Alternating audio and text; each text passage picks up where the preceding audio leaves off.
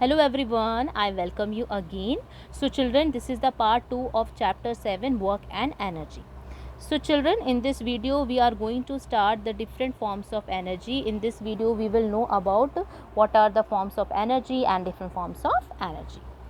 So first one is mechanical energy. What is mechanical energy? The energy that an object possesses due to its position or movement. So this type of energy is called mechanical energy. So children, mechanical energy is divided into two types: kinetic energy and potential energy. So what are potential and kinetic energy? So let's start from the potential first. Potential energy is stored energy or energy is waiting to be released. Potential energy क्या होती है? एक stored energy होती है और wait कर रही होती है कि वो release हो. और जैसे हमने पहले भी पढ़ा था कि एक एनर्जी से ही दूसरी एनर्जी बनती है, तो यहाँ पे पोटेंशियल एनर्जी से काइनेटिक एनर्जी बन रही है. कैसे?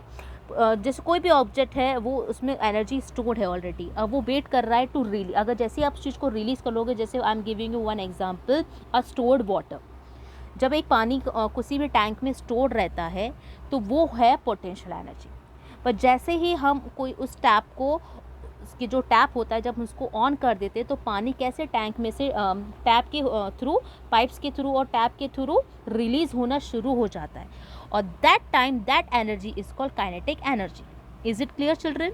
तो व्हाट इज पोटेंशियल और kinetic energy? Kinetic energy is a release energy और एनर्जी इन मोशन, यानी कि वो मूवमेंट और मोशन शो करती है काइनेटिक एनर्जी. जैसे अभी मैंने आपको एक वाटर टैंक का एग्जांपल दिया.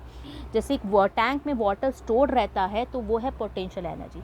जैसे ही हम टैप को ऑन करते हैं पानी के लिए, तो टैप को ऑन करने के बाद देखते हैं पानी फ्लो कर रहा होता है, तो वो फ्लोइंग एनर्जी होती है काइनेटिक एनर्जी.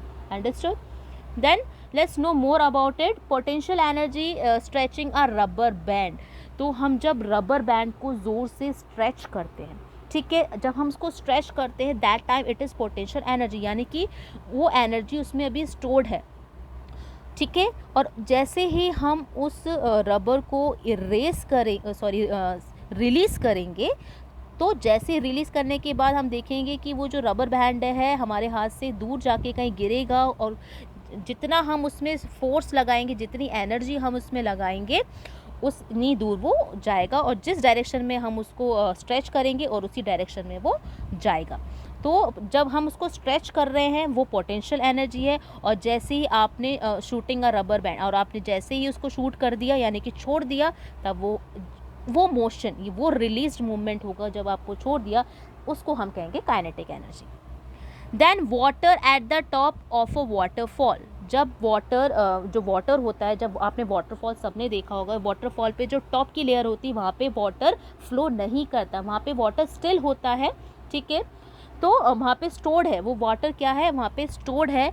बट जैसे ही वो वाटर नीचे की तरफ आता है फ्लोइंग वाले, क्योंकि जैसे ही टर्निंग पॉइंट आता है जहाँ पे वो फ्लो करता है, that flowing water is kinetic energy. जब तक वो ऊपर था तब तक वो पोटेंशियल एनर्जी में था. जैसे ही वो ऊपर से नीचे की तरफ फ्लो कर रहा है, अब जब उसमें वो एनर्जी आई जिसकी वजह से उसमें मोशन हुआ, वो पानी ऊपर से नीचे की तरफ आता है, that energy is called kinetic energy.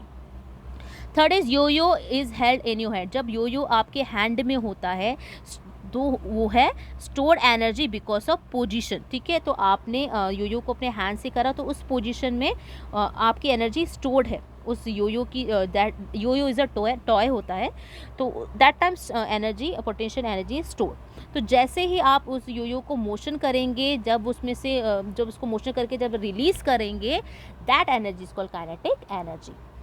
So drawing अ बो. जैसे ही बो मीन्स जैसे ही धनुष को आप स्ट्रेच करते हो, ठीक है, ड्रॉ करते हो, ठीक है, आप ठीक है, देन आप उसकी जो बो को जब उसको एम पे लगाते हो, उसको स्ट्रेच करते हो, that time is potential energy, क्योंकि आपने उसको पोजीशन में कर रखा है कि आपका एम है, आपको उस पर मारना है. तो जैसे ही आप रिलीज़ करते हो, रिलीज़ होने के बाद वो एरो आपकी धनुष से चला जाता है, और that releasing energy is called kinetic energy. Now you understand what is potential energy and what is kinetic energy. In the simple word, potential energy is a stored energy, kinetic energy is a release energy. Understood? Then come to the second, geothermal energy. So children, geothermal energy, geo means होता है earth and thermo means heat. So the steam and hot water from inside the earth are used to heat buildings or generate electricity. See children, as we know, हमारे जो earth की 3 layers होती है, crust, mantle and core. इसमें जो mental layer होती है उसमें हमारा मैग्मा प्रेजेंट होता है. मैग्मा क्या होता है? हॉट लावा होता है. पहले ज़मीन के अब अंदर होता है, वो लेयर में होता है, तब वो मैग्मा होता है. जब वो हमारे क्रस्ट के ऊपर आ जाता है, बाहर निकल के आ जाता है, तब उसको हम लावा कहते हैं. तो ऐसी जगह पे जहाँ पे लावा है, उस वाली जगह पे ही हम जियोथर्मल प्लांट्स को लगाते हैं. उससे क्या होता है, जो बिकॉज ऑफ मैग्मा, उस लावा की वजह से वहाँ का जो पानी होता है बहुत ज़्यादा गर्म हो जाता है. ठीक है, उसकी वजह से यहाँ पे जो जियोथर्मल प्लांट्स लगाए जाते हैं, और जो हॉट वाटर होता है उसमें से स्टीम निकलती है. As you can see in the step 1 से हम समझेंगे जो हॉट वाटर है वो पाइप्स के थ्रू होते हुए, ठीक है, स्टीम जो उस हॉट वाटर से जो स्टीम निकल रही है उसकी वजह से जो टरबाइंस होती है उसमें वो रोटेट होती है. ठीक है, रोटेट होने के बाद उसमें एक एनर्जी जनरेट होती है.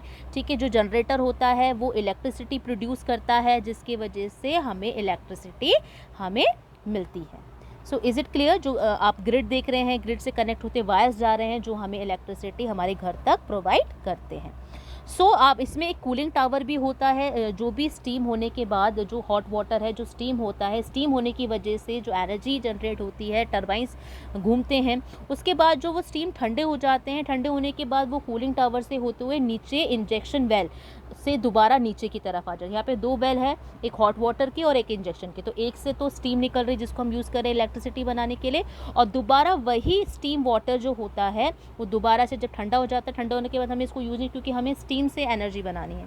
ठीक है, हमें इलेक्ट्रिसिटी जनरेट करनी है. तो फिर वो ठंडा होने के बाद कूलिंग टावर से होते हुए दोबारा से वो उसी इंजेक्शन वेल में वापस चला जाता है. फिर उसको यूज़ करके हम दोबारा से हॉट वाटर की तरह स्टीम लेके हम उसको इलेक्ट्रिसिटी जनरेट कर सकते हैं. So understood what is geothermal energy. तो हम अर्थ से जो एनर्जी है, अर्थ की जो एनर्जी है उसको यूज़ करके हम इलेक्ट्रिसिटी जनरेट कर रहे हैं, इलेक्ट्रिक एनर्जी को जनरेट कर रहे हैं. Then third is solar energy. तो children, solar energy, yes, energy from the sun. Solar energy में क्या होता है? The light and heat energy we get from the sun. As we know, जो लाइट होती है और हीट, ये 2 टाइप की एनर्जी है जो हमें सन से मिलती है, जिसको हम कहते हैं सोलर एनर्जी. तो sun is the biggest and ultimate source of energy on the earth. जो सन है वो बहुत बड़ा अल्टीमेट सोर्स ऑफ एनर्जी है अर्थ पे. Plants also use solar energy to make their own food, जिसको फोटोसिंथेसिस प्रोसेस कहते हैं. सोलर एनर्जी जो होती है इससे रिन्यूएबल सोर्स ऑफ एनर्जी होती है जो ईजिली अवेलेबल होती है. सन आपको पता है अनलिमिटेड अमाउंट में हमारे नेचर में प्रेजेंट है, जिसको यूज़ करके हम एनर्जी जनरेट कर सकते हैं. So children, as we know, जो सोलर पैनल्स होते हैं, सोलर पैनल्स आजकल काफ़ी चल रहे हैं, तो हम सोलर पैनल्स को इंस्टॉल कर सकते हैं. उन सोलर पैनल के थ्रू क्या होता है, ये चार्जर कंट्रोलर होता है, फिर बैटरी इससे चार्जअप होती है, इन्वर्टर चार्जअप होते हैं. फिर इससे आप अपने घर में आप कोई भी होम अप्लाइंसेस के थ्रू आप इसको जनरेट कर सकते हैं. सो चिल्ड्रन, सन की एनर्जी से जो सोलर पैनल्स है वो उसको एब्जॉर्ब करेगा, फिर आपकी बैटरीज और इन्वर्टर को आप चार्जअप कर सकते हैं, और उससे आप अपने जो भी होम डिवाइसेस है, जो आपके होम अप्लाइंसेस होते हैं, आप उसको इलेक्ट्रिसिटी में कन्वर्ट कर सकते हैं और अपने होम अप्लाइंसेस को चला सकते हैं. Is it clear now? Then next is wind energy. So children, wind energy means होता है मूविंग एयर. जो एनर्जी हमें मूविंग एयर से मिलती है उसको कहते हैं हम विंड एनर्जी. तो moving air is called wind. So the energy possessed by the moving wind is called wind energy. तो जो एनर्जी हमें एयर के मूव करने से मिलती है, विंड से मिलती है, उसको हम कहते हैं विंड एनर्जी. तो विंड एनर्जी जो होती है बहुत ही क्लीन होती है. It is also one of the renewable source of energy. It is easily available. It is use to move wind mills to generate electricity. इससे क्या होता है, जब विंड चलती है तो विंड के चलने की जो विंड मिल होती है उसमें विंड टर्बाइंस होते हैं. विंड टर्बाइंस मूव करते हैं. ठीक है, सो मूव करने के बाद ये जो टर्बाइंस होते हैं ये मूव करते हैं.